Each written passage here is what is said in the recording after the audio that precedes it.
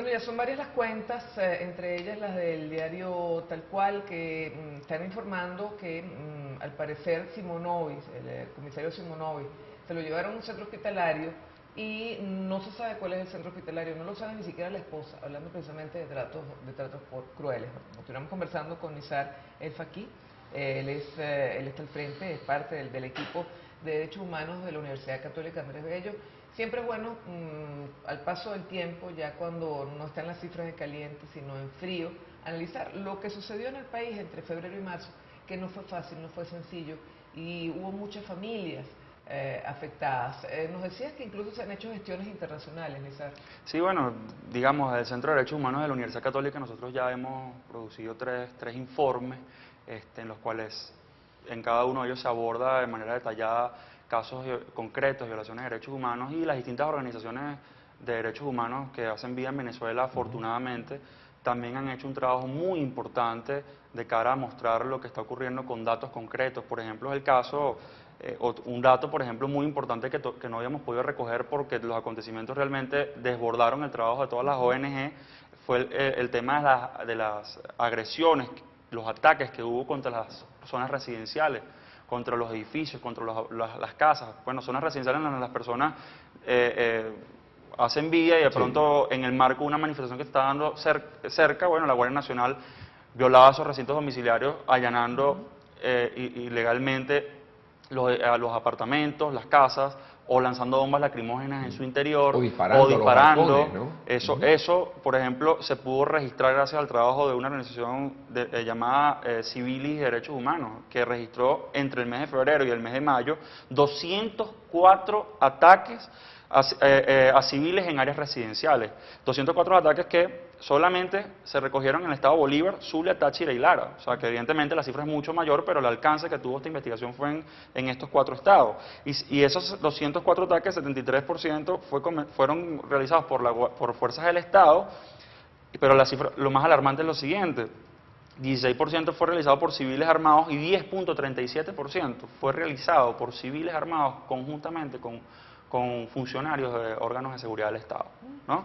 Que es lo que nos abre entonces un tema que ya se ha documentado también suficientemente en lo que va de año, que es la actuación de grupos civiles con el Estado en el marco de las represiones a las protestas, lo cual es un tema evidentemente muy delicado. Fíjate que el Observatorio Venezolano de Conflictividad Social, que sacó un informe también muy importante hace días atrás, destacó que 31% de las protestas que se dieron en el país en el primer semestre de este año, 31% de las protestas fueron repelidas, atacadas por grupos civiles armados.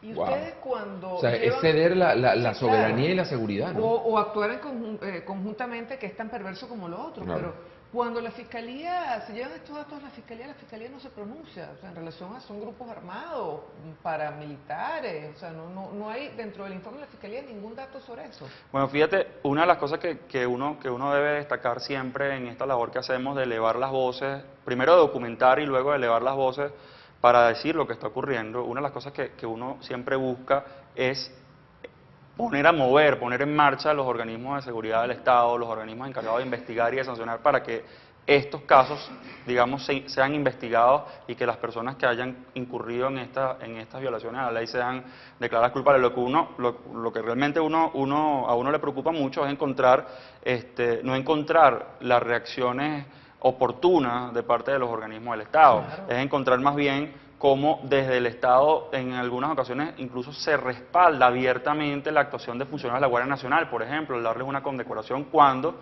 por otro lado, la Fiscalía está reconociendo que hay 187 casos de tortura. Como en un país en el que hay 187 casos de tortura o tratos crueles, se condecoran a los que han cometido, a los cuerpos que han cometido estas agresiones, porque quien comete las torturas y los tratos crueles de conformidad con el derecho internacional y con las leyes venezolanas son cometidas por funcionarios del Estado, son los que pueden cometer los delitos de tratos crueles o de tortura. Entonces, ¿cómo por un lado? Incluso que muchos efectivos fueron condecorados. Habría que preguntarse en una labor incluso de investigación si estos funcionarios que fueron condecorados habrían participado en algunos casos de tratos crueles o torturas. Bueno, fíjate que te puedo afirmar casos concretos. Por ejemplo, nosotros hemos registrado casos de torturas casos que perfectamente entran dentro de la calificación de tortura en la ciudad de Los Teques, casos en los que guardias nacionales del Comando Regional número 5, del destacamento número 56, han cometido estas actuaciones, tal como se reconocen ya en las actas que constan en los expedientes respectivos, y estos funcionarios hoy en día gozan de libertades plenas y siguen actuando. Y los mismos funcionarios que las personas que hemos atendido, que han sido víctimas de tortura, nos han reportado por sus características fisionómicas y por toda la descripción que nos dan de las funcionarios que han actuado, los mismos funcionarios que actuaron en febrero, actuaron luego en marzo, actuaron luego en abril, actuaron luego en mayo y siguen actuando al día de hoy. O sea, entonces, si sobre esto no se toman realmente cartas, la situación puede convertirse en una situación aún peor de la que nosotros hemos registrado hasta el día de hoy. Uno tiene la percepción como observador de la situación nacional que este tema, por ejemplo, a nivel internacional bajó completamente el volumen, que la mesa, cuando se instaló la mesa de diálogo, simplemente se le echó agua tanto a las protestas como a la observación internacional que se hacía desde fuera. Vemos como el presidente de la República en estos días estuvo reunido con todos los presidentes del grupo BRICS y ahora está reunido con el presidente chino, y pues aquí no ha pasado nada. Se sigue observando desde afuera, ustedes siguen en contacto con organismos internacionales que suelen hacerle seguimiento a estos casos.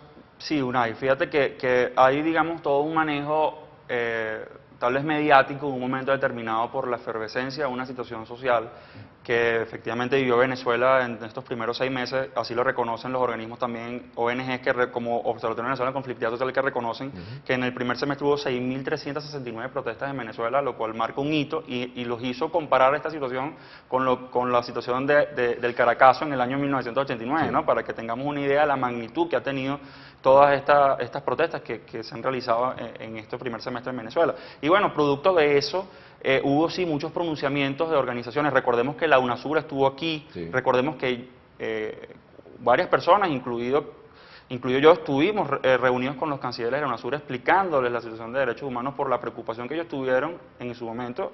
Y bueno, en la situación que estábamos viendo, sí hubo, digamos, muchas voces que se pronunciaron de distintos lugares, pero eso no, el hecho de que en estos momentos tal vez no veamos que eso siga ocurriendo de la misma magnitud, no quiere decir que existan organismos serios que están trabajando en la documentación. En Naciones Unidas, el Consejo de Derechos Humanos, a través de sus diferentes relatorías y sus diferentes mandatos, está sustanciando los casos que se han llevado para allá. La Comisión Interamericana de Derechos Humanos está haciendo los propios con las denuncias que se han llevado. Las ONG locales están haciendo lo propio. Y bueno, tal vez no ocurrirá lo que muchos queremos, que es que estas situaciones cesen inmediatamente y que sean juzgadas las personas que han cometido estas violaciones. Pero sí queda un registro y que cada día está creciendo, es un registro histórico. ¿Tiene sentido entonces seguir denunciando? Que tiene sentido seguir denunciando. Lo peor que le puede pasar a una persona que sufre una violación de derechos humanos es estar condenada al silencio. Y es precisamente uno de los tweets que yo publicaba el día de hoy haciendo alusión a la Fiscalía de la Defensoría. Primero dijeron que no existían casos de tortura y tratos crueles. Luego dijeron que nosotros mentíamos con las cifras que estábamos dando. Pero entonces eso hizo que, digamos, de alguna forma se promovieran que las víctimas denunciaran ante los organismos. Y entonces ahora no ha tenido... Porque hay gente dentro de la Fiscalía que está reconociendo que está recibiendo un trato y que lo están colocando en un informe. También fue por las denuncias. Claro, pero entonces ahora, eso fue producto de las denuncias que se hicieron. No hay que ser aquí justos, ¿no? O sea, las denuncias que se realizaron en las diferentes ONG ha llevado a que haya ciertos reconocimientos de estos casos, que 187 casos evidentemente no reconoce la realidad. Pero es un paso, ya el iniciar a reconocer de que no hubo nada, que hubo algo. Claro, pero al principio era cero, ¿no? Sí, pero el elemento miedo está allí de telón de fondo. No, evidentemente, y peor aún... Estas personas que denunciaron, o sea, chapó valor. Y peor aún, es así, Marisabel, pero peor aún en estos momentos, cuando el Estado reconoce que hay 187 casos de tortura de tratos crueles, y reconoce por otro lado que solamente hay 10 funcionarios acusados, de alguna forma, ¿verdad?, está ratificándole a las víctimas que ir a denunciar lo que les ha ocurrido no va a traerles resultados positivos. Más aún cuando por otro lado tenemos denuncias muy serias y documentadas de personas que han sido hostigadas, amenazadas por los mismos funcionarios que las agredieron luego de que denunciaron. Entonces, eso es una situación bueno, que complica el escenario, ¿no? Y es lo que se está dando lamentablemente en estos momentos. Bueno, yo quiero agradecer tu presencia aquí, Nizar, y por supuesto que siempre nos tengas al día en materia de derechos humanos y el trabajo maravilloso que hacen dentro de la Universidad Católica, el departamento al cual pertenece. Gracias a eso y también a muchos voluntarios en derechos humanos es que tenemos estos números, tenemos estos informes, tenemos esta realidad que a lo mejor, como tú dices, no será justiciarista, pero la justicia en su determinado momento va a llegar. Una información inicial que también estaba pendiente, declaraciones que registra el diario Tal Cual. Bonnie Simonovic, esposa de Iván Simonovic, informó a través de su cuenta Twitter, @Bonnie Simonovic, que el comisario fue trasladado de emergencia a un hospital.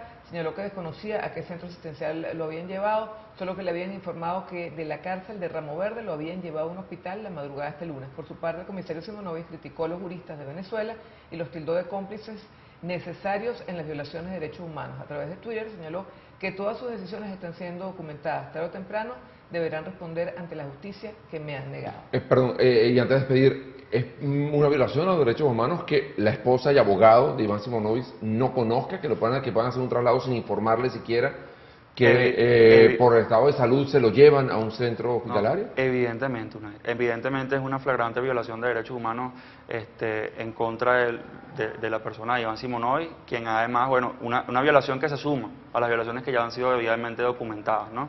Lamentablemente la respuesta que ha dado el Estado recientemente, la defensora del pueblo mencionaba que es que él no está en una enfermedad terminal. Lamentablemente, la situación y la gravedad de la situación de salud de Iván Simonovic pareciera que no es suficiente para entender que la situación de reclusión más bien está empeorando y agravando la situación y que puede llevarlo. Bueno, hoy estamos viendo un ejemplo de eso, esa noticia es verdad, entonces se está confirmando que aunque no sea una enfermedad terminal, amerita una atención que no puede ser dada mientras él esté privado de libertad, ¿no? Muchísimas gracias, Nizar. Gracias a por habernos ustedes. dado estos 12 minutos. Hacemos una pausa y ya venimos con más de cómo vamos. Oye, interesante, ¿no? La gente está diciendo por Twitter que lo que está pasando ahorita en Miraflores, en este acto con China, esta cosa, pues, que somos hermanos y esta...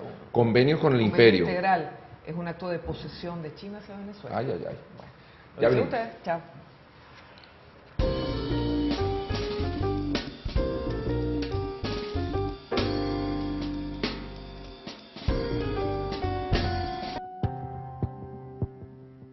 La empresa no se hace responsable por las opiniones e informaciones transmitidas en este espacio.